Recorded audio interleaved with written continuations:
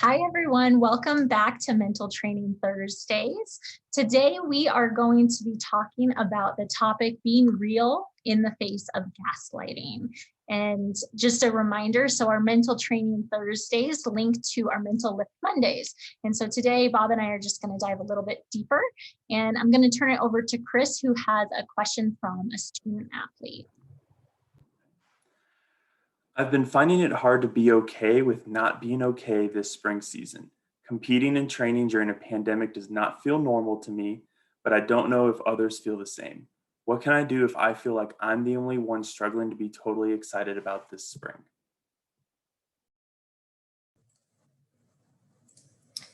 Yes, I mean, I first want to just start off and thank the student athlete for bringing this up because I know it can be a very difficult thing to talk about. And I think that's one thing I know PHP, we've heard it a lot in our individual sessions of just kind of people struggling with, okay, it feels weird. There's a lot going on, and yet I still have certain responsibilities or expectations of me. So I really just want to thank the student athlete for bringing this question to light.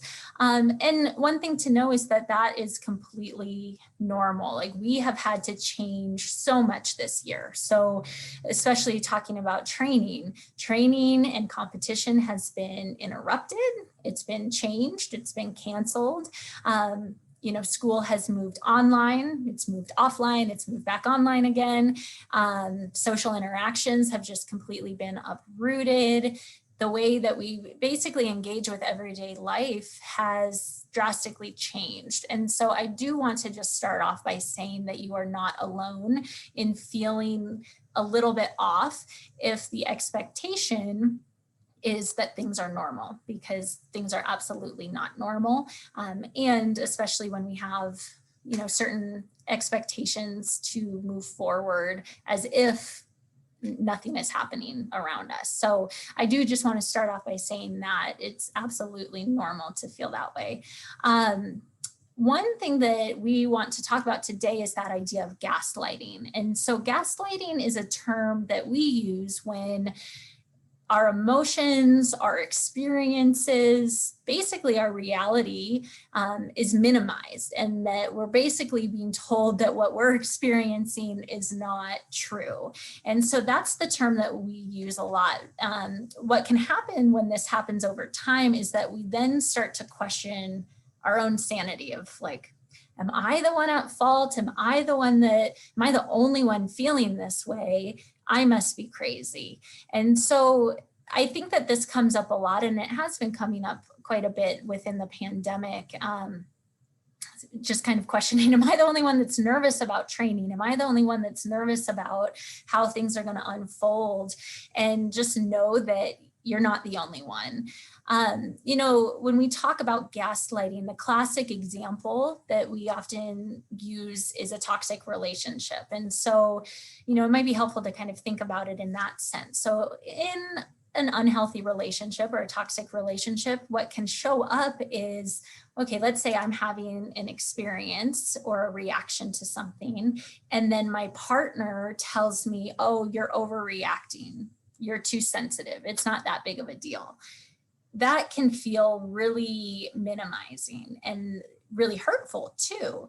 And so the same thing can happen in a bigger sense. So, whether that is, just act like everything's normal and move on just as if the world is operating as if we're not in a global pandemic. And so what I want to just say and reiterate is that your experience is valid, and we are not living in a normal time. So it can feel especially challenging to feel motivated. It can feel especially challenging to do the things that we normally would be able to do without thinking twice about it, whether that's training, whether that's school, whether that's hanging out with friends. It can be really exhausting. And to know that you are not crazy for feeling this way. The other piece that I want to highlight is really this idea of being able to exit to get some perspective. So sometimes, let's say back to that toxic relationship example, let's say the only person I'm interacting with is a partner in a toxic relationship.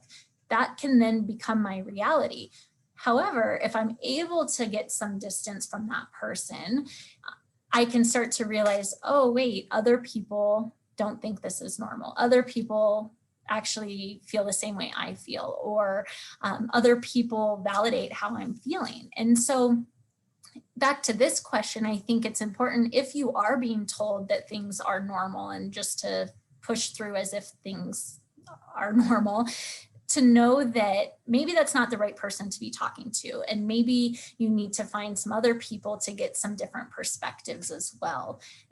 And like I said, I do just want to reiterate that you're not alone in feeling this way, even though I think it can feel that way if nobody's talking about it. And so I'm going to turn it over to Bob for him to share some of his thoughts and do an exercise with us. Awesome. Thanks so much, Erin. And I want to reiterate the courage it takes to pose that question. And I heard in that, I think something that is very reminiscent for any student athlete. What do I do with this? And I think one of the antidotes to gaslighting, to being told, gosh, and what I'm feeling not real or valid, is to just be with it, to acknowledge it. Really tough to do alone. So I totally echo you, Erin. How do we create spaces where we can be in the presence of others and our truth is acknowledged? And so one of the metaphors we might bring in when we deal with gaslighting, especially during dual pandemics right now, is to be able to kind of take off. For those of you who've seen kind of the movie The Matrix, it can almost appear like there's this denial of reality that is the Matrix, that is something that we're all maybe perceiving or is being talked about in the narrative, but being able to kind of put on our own truth glasses to confront that and see what's actually happening for us. So that's the activity we're going to do today. We're going to kind of turn towards our own truth, do a little investigation around that. That'll be guided for you all. And then again and again and again, we encourage you, you're not alone.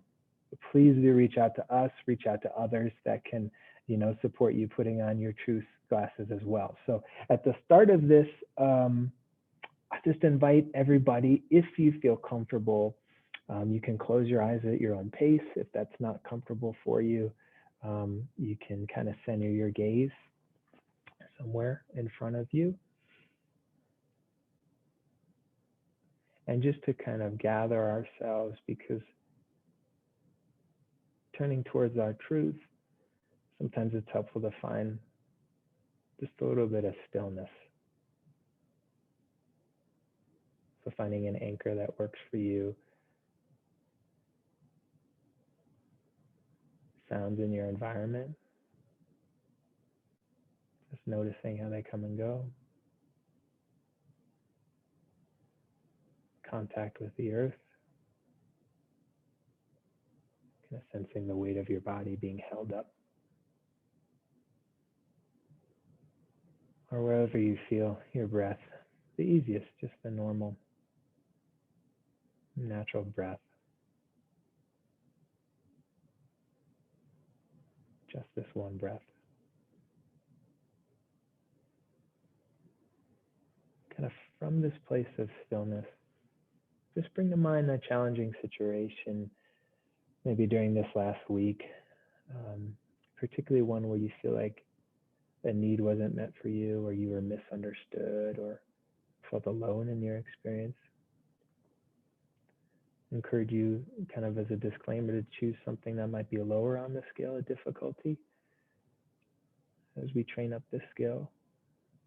Get a sense of mastery. Really want to kind of have a place where you can learn this skill. So just allowing yourself from the start, as you pick this challenging situation, to put your truth glasses on. Who was involved? What happened? What was the environment? What time of day?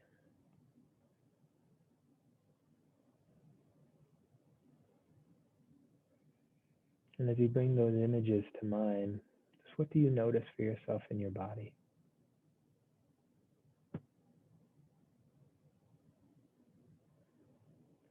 We can let go of the denial of other people's stories by coming to our truth of what shows up in our body. Is there a contraction, kind of defensive clutching? Is there a yearning, restlessness, or tension?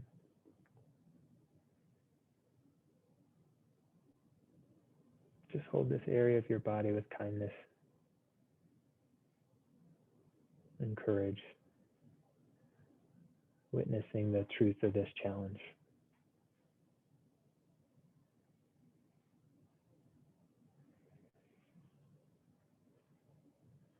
And then from this place of really acknowledging what's showing up for you in your body around this difficult situation,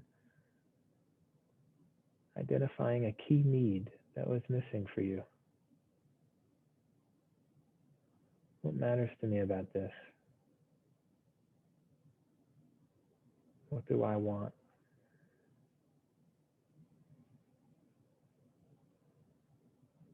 What's missing? If I had that, then what would I have?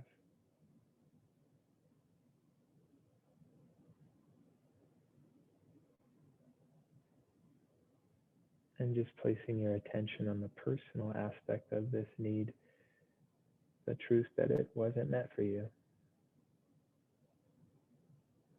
You can even say silently to yourself to acknowledge what's here. My need for this wasn't met.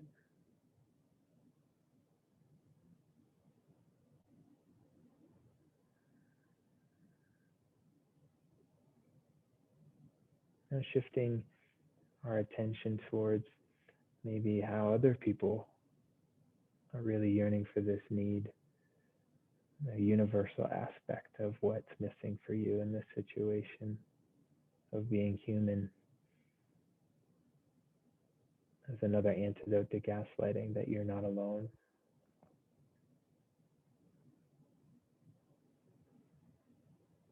Bringing to mind people in your life, people that in this world that may be yearning for the same thing. Just sensing the importance of this need, its fullness.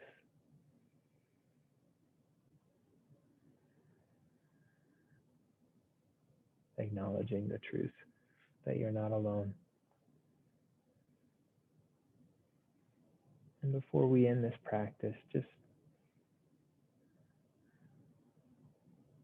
bringing to mind, maybe in the next 24 hours, how can I answer this need?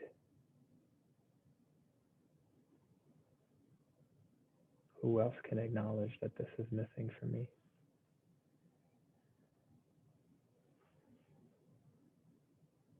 Who else can help?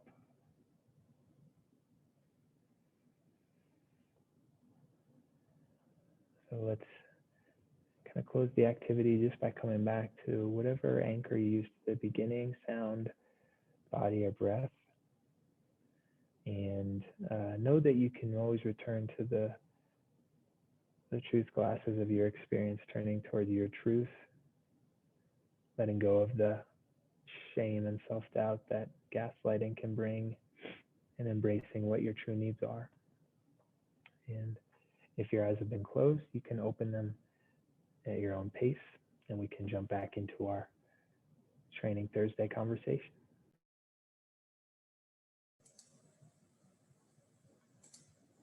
Thanks, Bob. I know as we were doing that, one thing that kept coming up for me was even just thinking about, okay, well, that idea of what do I need?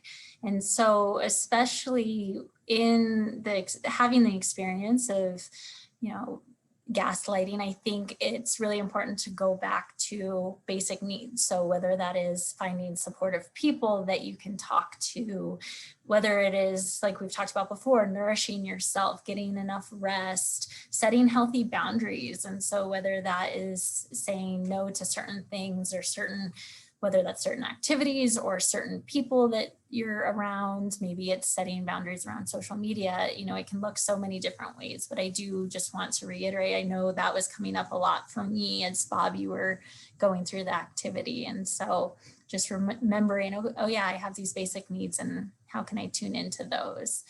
So thank you all for joining us today. Join us next week on Thursday at 12 p.m. as we continue to train our resilience going forward. And if you have any questions, comments about this week's topic or even next week's, please reach out to Bob at robert.deal@colorado.edu, and then we'll answer some questions. And the ending quote today that I wanted to leave you all with is, not everything that is faced can be changed, but nothing can be changed until it is faced. James Baldwin. So have a great rest of your day, and we will see you next week.